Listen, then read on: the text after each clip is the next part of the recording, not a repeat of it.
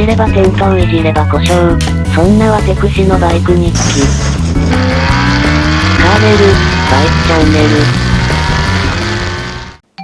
どうもこんにちは、カーネルです。今日は組み上がったエンジンを車体に取り付けるよ。モーターサイクルジャッキの上にエンジンを乗せて、高さを調節しながら取り付けるよ。たかがエンジンの搭載ですが、締め付け順序まで、事細かにマニュアルで指定されていて、出力にも関係する、結構重要な作業だよ。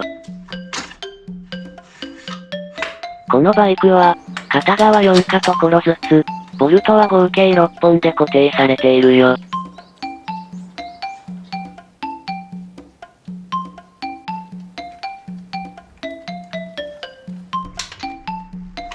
アジャスターでエンジンマウントベの幅をしっかりと調整。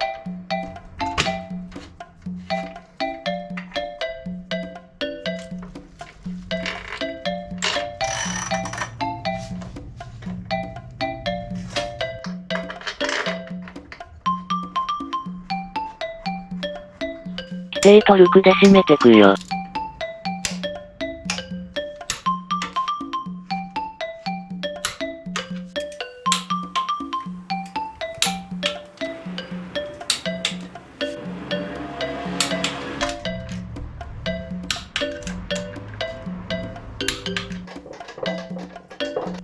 搭載完了。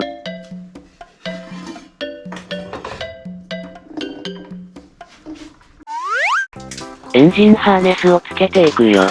つくようにしかつかないから、簡単な作業だけど、綺麗にまとめようとすると、時間がかかるよ。スプロケットも取り付け、チェーンも新品にしたよ。大同工用の ERV7 を使いました。行きつけのバイクやヤフオクで買った1300円のチェーン工具を使ったんだけど、一回使ったら曲がりました。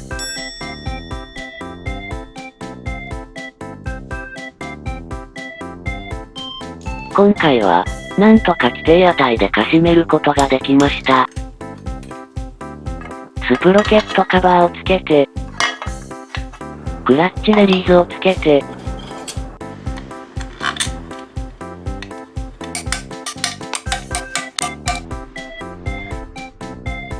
オイルを入れていきます。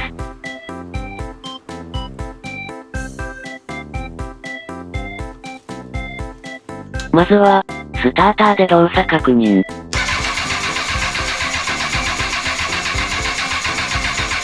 問題はなさそうです。圧縮確認。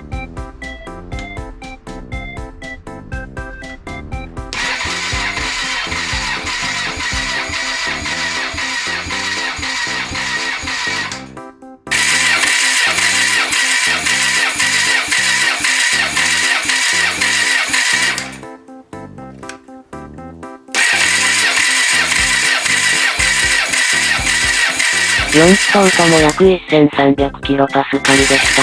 標準値よりも高いですが、こんなものでしょう。きっちり揃ってて気持ち良いですね。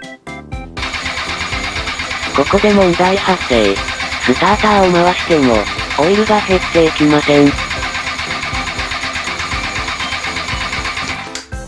週間後、Twitter でアドバイスいただいたりして、オイルフィルターを緩めて、そこからオイルを突っ込んで回したら、無事に吸い始めました。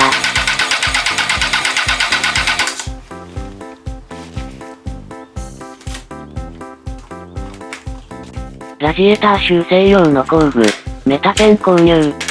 潰れたフィンを直します。すごく、使いにくいです。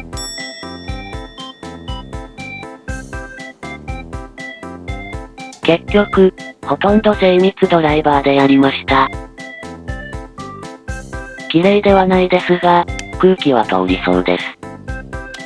エアダクトのリベット打ち直し。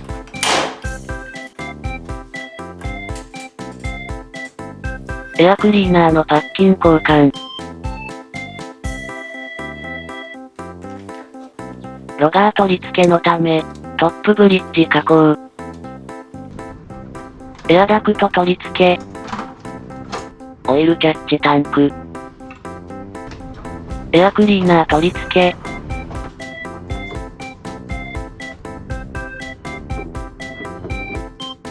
セカンダリーインジェクタ。燃料タンク。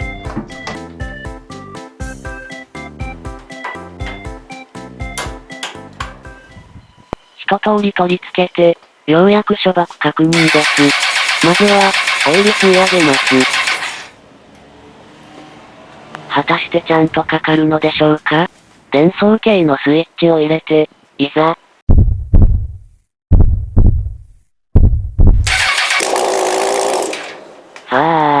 液パイもつけてない状態なので、うるさいんご。でも、初爆は確認できて一安心。作業を再開して、進めていくよ。まずは液パイとマフラー。ラジエーター。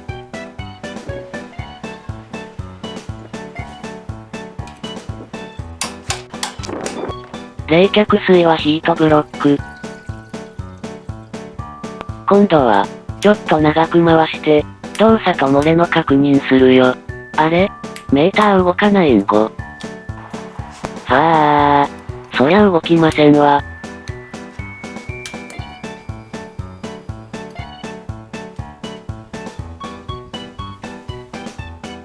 左手に持ってるのはデータロガーで、スロットル回路とか空燃費とかが、表示されているよ。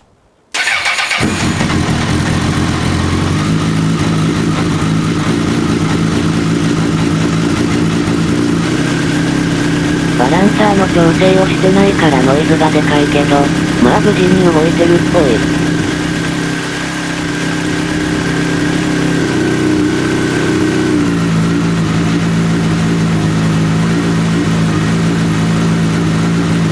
アイドリングの空燃費も正常で、液体漏れもなし。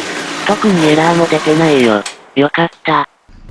ブラケットつけてデータロガーをセット。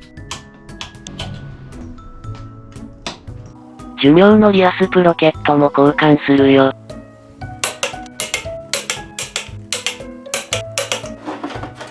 タンクカバー。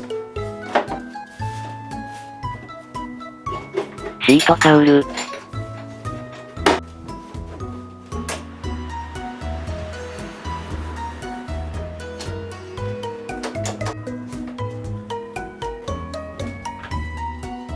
アッパーカウル。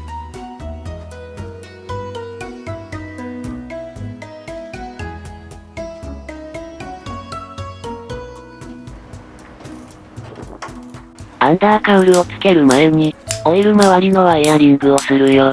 サーキットを走る上で、とても大事なことだよ。アンダーカウルを取り付けて、最後にゼッケン番号をつけたら、組み立ては終了。あとは、鳴らし運転をして、燃料噴射量を調整するところまでやったら完成です。最後までご視聴ありがとうございます。今日の動画はここまで。またねー。結果。デギだ。